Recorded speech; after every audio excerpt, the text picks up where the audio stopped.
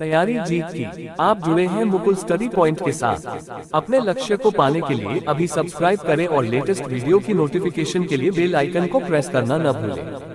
अगर यह वीडियो पसंद आए तो लाइक शेयर जरूर करें। अब शुरू करते हैं। क्या कभी इस बात पे गौर किया गया है कि हमारा मुंह असल में एक 3D प्रिंटर की तरह काम करता है? मतलब एक ऐसा बायोलॉजिकल प्रिंटर जो हवा, गले की मांसपेशियों और जीभ का इस्तेमाल करके हमारे विचारों को एक भौतिक आकार देता है। हाँ, बिल्कुल। और जो लिपि हम अपनी रोजमर्रा की जिंदगी में इस्तेमाल करते हैं ना, वो असल में उसी प्रिंटर का एक बेहद सटीक और साइंटिफिक इंस्ट्रक्शन मैनुअल है। सही कहा। और आज की हमारी इस गहन चर्चा का मुख्य विषय भी यही है। मतलब डॉक्टर हसन खान के कुलकर्णी के एक शोध पत्र में इसी से जुड़ा एक बहुत ही दिलचस्प विचार सामने रखा गया है। बिल्कुल। उनका तर्क है कि इंसान की बुनियादी जरूरतें सिर्फ भोजन और आश्रय नहीं है। इंसान को एक सामाजिक प्राणी बनाए रखने के लिए विचारों का आदान प्रदान उतना ही अनिवार्य है जितना कि सांस लेना। अरे वाह, ये तो बहुत बड़ी बात है।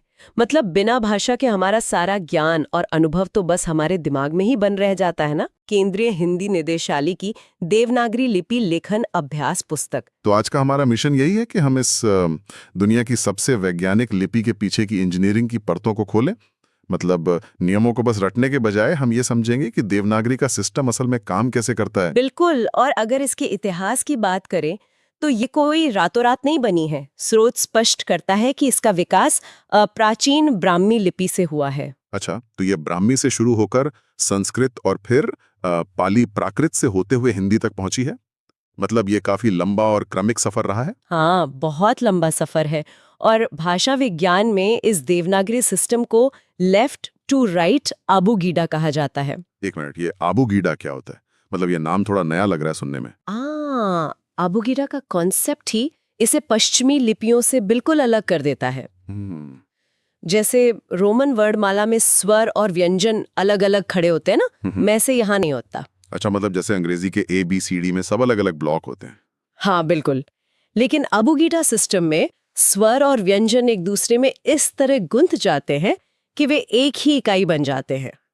ये पूरा ढांचा ध्वनि विज्ञान या फोनेटिक्स के कठोर सिद्धांतों पर खड़ा है।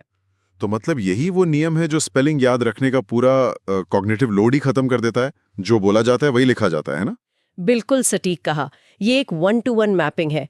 इसमें हर एक अक्षर की एक फिक्स्ड फ्रीक्वेंसी होती है। मैं यही सोच रहा था कि अगर अंग्रेजी की स्पेलिंग व्यवस्था से इसकी तुलना करें तो वहां कितना भ्रम होता है। जैसे नाइट शब्द में के साइलेंट है, या फिर पुट और बट का उच्चारण बिल्कुल अलग है। हाँ, अंग्रेजी में दिमाग को एक साथ दो अलग डेटाबेस प्रोसेस करने पड़ते हैं। एक कि शब्द कान में कैसा सुनाई देता है और दूसरा कि कागज पर कैसे ड्रॉ किया जाता है। सही बात है। ये स्पेलिंग याद रखने की मानसिक कसरत तो बहुत भारी होती है। लेकिन देवनागरी में ये दूसरा डेटाबेस चाहिए ही नहीं। मतलब जो कान ने सुना, आपके हाथ ने बिल्कुल वही सटीक ध्वनि कागज पर उकेड़ दी। इसमें कोई छिपी हुई ध्वनि नहीं है। ये ट्रांसपेरेंसी तो समझ में आती है। लेकिन अगर ये सिस्टम इतना ही अचूक है तो इसकी वर्णमाला का जो पूरा आर्किटेक्चर है उसे डिजाइन कैसे किया गया है? ये एक बहुत ही दिलचस्प सवाल है। स्रोत बताता है कि देवनागरी में कुल 46 मूल अक्षर हैं, 11 स्वर और 35 व्यंजन, और इनका क्रम बिल्कुल भी रैंडम नहीं है। अच्छा, क्योंकि ABCD के क्रम में तो कोई लॉजिक नजर नहीं आता, वो तो बस एक ऐतिहासिक क्रम है। तो क्या देवनागरी के क्रम के पीछे कोई विज्ञान है? बिल्कुल है। यहीं पर प्राचीन भारतीय संतों और भाषा विज्ञानियों का असली कौशल दिखता है। उन्होंने मानव उच्चारण तंत्र का एक पूरा 3 डायमेंशनल नक्शा तैयार किया था। अरे वाह, मतलब हमारे गले और मुंह का पूरा नक्शा? हाँ, अक्षरों का क्रम उच्चारण के स्थान और तरीके के आधार पर सेट किया गया है। ये गले के सबसे अंदरूनी हिस्से से शुरू होकर बाहर होंठों तक आने वाली हवा की एक क्रमिक यात्रा है। ठीक है, तो आइए इसे थोड़ा और फिजिकल तरीके से समझते हैं। जैसे कव है की बात करें, क ख घ घ ञ। बिल्कुल। जब हम इन ध्वनियों का उच्चारण करते हैं तो हवा का दबाव सीधे कंठ पर यानी गले के पिछले हिस्से पर महसूस होता है। हाँ, ये तो कोई भी बोलते समय महसूस कर सकता है। और फिर उसके तुरंत बाद च वर्ग आता है, च, छ, ज, झ, ञ। सही कहा। इसके उच्चारण के लिए आवाज गले से थोड़ा आगे बढ़ती है, मतलब जीभ उठकर कठोर तालु को छूती है। और फिर ट वर्ग में जीभ पूरी तरह से मुड़ जाती है और त वर्ग में दांतों से टकराती है। और इस यात्रा का अंत होता है प वर्ग पर। प, फ, ब, भ, म। यहाँ होंठ आपस में टकराते हैं। है ना अद्भुत? ये हमारे शरीर की वोकल एनाटॉमी का एकदम सीधा ऑडियो रिफ्लेक्शन है।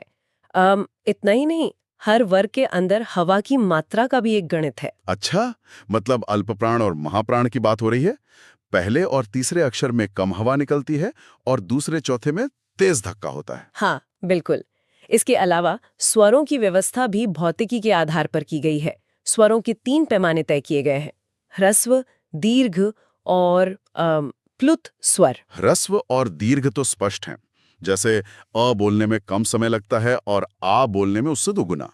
लेकिन ये तीसरा पैमाना प्लुत स्वर, ये क्या है? प्लुत स्वर ध्वनि के सस्टेन होने की फिजिक्स से जुड़ा है। इसका सबसे बेहतरीन उदाहरण ओम का उच्चारण है। अच्छा, तो जब किसी स्वर की ध्वनि को सामान्य से 3 गुना ज्यादा लंबा खींचा जाता है तो वो प्लुत बन जाता है। हाँ, प्राचीन समय में जब खुले में मंत्रों का उच्चारण होता था तो ध्वनि तरंगों को दूर तक ले जाने के लिए, एक रेजोनेंस पैदा करने के लिए इसका इस्तेमाल होता था। ये आवाज को वाइब्रेशन में बदलने की तकनीक है। एक चीज जो मुझे हमेशा उलझन में डालती है वो है व्यंजनों के अंदर छिपा हुआ अ। स्रोत कहता है कि हर व्यंजन में अ यानी श्वा की ध्वनि पहले से मौजूद होती है। हाँ, बिल्कुल। मतलब अगर कोई ग लिख रहा है तो वो असल में आधा ग और अ है। तो मेरा सवाल यह है कि अगर हर व्यंजन में अ छिपा ही हुआ है तो बोलते समय वो गायब कहाँ हो जाता है? जैसे शब्द है राम, हम उसे राम बोलते हैं, रामा नहीं बोलते। इसे भाषा विज्ञान में श्व विलोपन या श्व डिलीशन कहा जाता है। ये कोई अपवाद या गलती नहीं है। यह भाषा के स्वाभाविक प्रवाह को बनाए रखने का एक मैकेनिज्म है। मतलब दिमाग को खुद ही पता चल जाता है कि कहाँ से अ को म्यूट करना है। हाँ, हमारा दिमाग पढ़ते समय एक प्रिडिक्टिव इंजन की तरह काम करता है। वो शब्द के फोनेटिक स्ट्रक्चर को स्कैन करता है और समझ जाता है कि शब्द के अंत में इस अंतर्निहित अ को एक पॉज की तरह ट्रीट करना है। अगर हर शब्द के अंत में अ का पूरा उच्चारण किया जाए तो वाक्यों को एक प्रवाह में बोलना तो असंभव ही हो जाएगा। बिल्कुल, ताकि अगला शब्द शुरू होने के लिए जगह बन सके। यहाँ बात बहुत दिलचस्प हो जाती है। अगर मैं इस पूरे सिस्टम को आज की टेक्नोलॉजी के चश्मे से देखूं ना, तो स्वतंत्र स्वर जैसे अ, आ, ई ये किसी स्टैंड अलोन एप्लीकेशन की तरह लगते हैं। हाँ, ये एनालॉजी बहुत सटीक है। इन्हें किसी सपोर्ट की जरूरत नहीं है। और जो व्यंजन है जैसे क, ख, ग, वे आपके हार्डवेयर की तरह काम करते हैं। और मात्राएं? वे प्लगइन्स की तरह है। मतलब जो हार्डवेयर के साथ जुड़कर उसके काम करने का तरीका या आउटपुट ही बदल देती है। एकदम सही। जब कोई स्वर किसी व्यंजन के साथ इस्तेमाल होता है तो वो अपना स्वतंत्र आकार छोड़ देता है। वो मात्रा बनकर उस हार्डवेयर में प्लग इन हो जाता है। और अगर मुझे किसी व्यंजन को बिना उस डिफ़ॉल्ट प्लगइन के इस्तेमाल करना हो तो उसके नीचे एक तिरछी रेखा लगा दी जाती है, जैसे हम हलंत कहते हैं। हाँ, इसका सीधा मतलब है कि आपने हार्डवेयर से उसका वो डिफ़ॉल्ट प्लगइन खींचकर निकाल दिया है। इसी प्लगइन सिस्टम में एक बहुत ही खास कैरेक्टर है री। ओह, री, ये तो हमेशा से एक रहस्य जैसा लगता है। हाँ, स्रोत स्पष्ट रूप से इसे एक अलग श्रेणी में लगता है। हिंदी के संदर्भ में ये एक शुद्ध स्वर नहीं है। तकनीकी रूप से ये व्यंजन आर और स्वर ई का मिश्रण है। जैसे अंग्रेजी के ट्रिक शब्द के बीच में जो री आता है, कुछ वैसा ही ना? हाँ, बिल्कुल। ये देवनागरी में सिर्फ इसलिए है क्योंकि संस्कृत से लिए गए शब्दों के मूल ध्वन्यात्मक स्वरूप को सुरक्षित रखना जरूरी था। ये एक तरह का लिंग्विस्टिक फॉसिल है, एक जीवाश्म जिसे बहुत संभाल कर रखा गया है। और इसी को छोड़कर देवनागरी के बाकी सभी स्वरों की एक और विशेषता है कि उन्हें अनुनासिक किया जा सकता है। नाक के रास्ते से भी बाहर आती है। ये ध्वनि में एक तीसरी डायमेंशन जोड़ देता है। और एक अंतर और है, अंग्रेजी एक स्ट्रेस बेस्ड भाषा है जहां जोर देने से अर्थ बदल जाता है, लेकिन हिंदी अक्षर आधारित भाषा है। हाँ, बोलते समय स्ट्रेस का ज्यादा महत्व नहीं होता। हर अक्षर को उसका पूरा समय मिलता है, जिससे वाक्यों में एक नदी के प्रवाह जैसी लय आती है। लेकिन एक बहुत बड़ा सवाल खड़ा होता है यहाँ।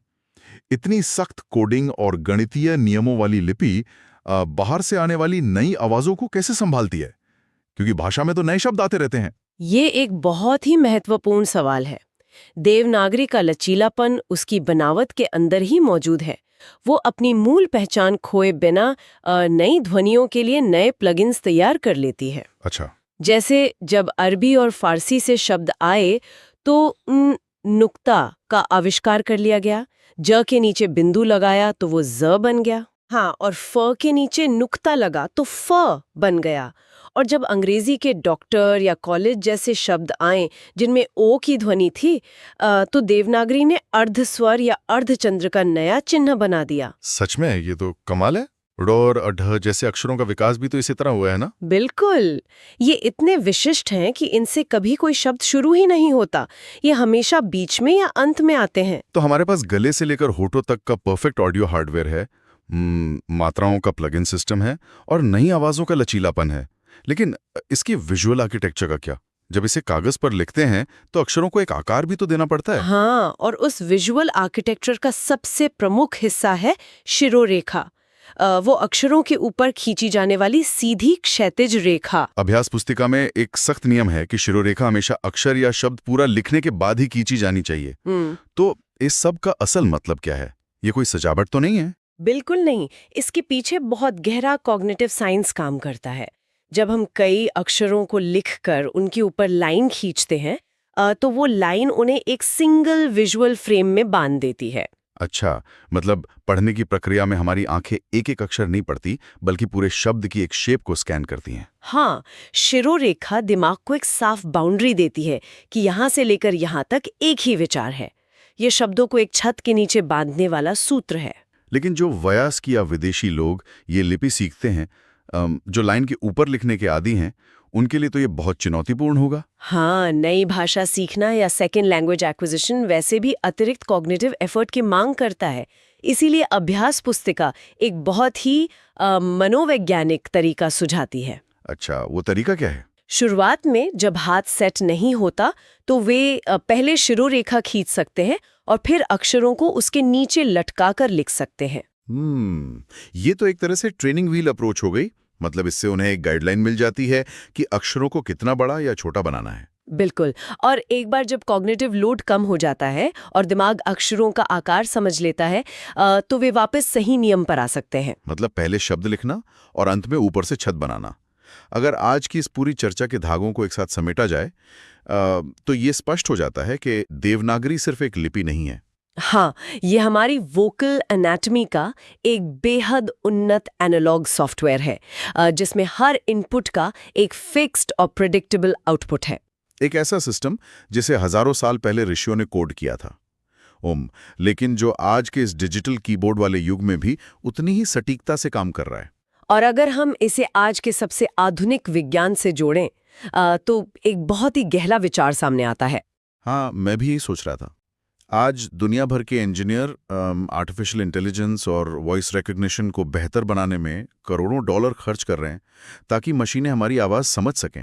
लेकिन मशीनें आज भी संघर्ष करती हैं, क्योंकि उनकी ट्रेनिंग अक्सर ऐसी भाषाओं पर होती है जहां उच्चारण और स्पेलिंग में कोई तालमेल नहीं होता। तो क्या ऐसा नहीं लगता कि भविष्य में मशीनों को इंसानी आवाज़ का सही विज्ञान सिखाने के लिए दुनिया भर के कंप्यूटर साइंटिस्ट को इसी प्राचीन भारतीय ध्वनि विज्ञान की ओर लौटना पड़ेगा? मशीन को अगर आवाज समझनी है तो इससे बेहतर गणितीय मैपिंग तो मिल ही नहीं सकती। बिल्कुल, ये एक बहुत ही प्रासंगिक और सोचने लायक विचार है। अगली बार जब भी कोई टेक्स्ट टाइप किया जाए या स्मार्ट डिवाइस पर वॉइस कमांड का इस्तेमाल किया जाए, तो इस बात पर जरूर गौर किया जाना चाहिए कि हम किस गहरे विज्ञान का हिस्सा हैं। ये सिर्फ कुछ लकीरें नहीं हैं, ये हमारे शरीर और हवा के बीच होने वाले संवाद का सबसे सटीक अनुवाद है।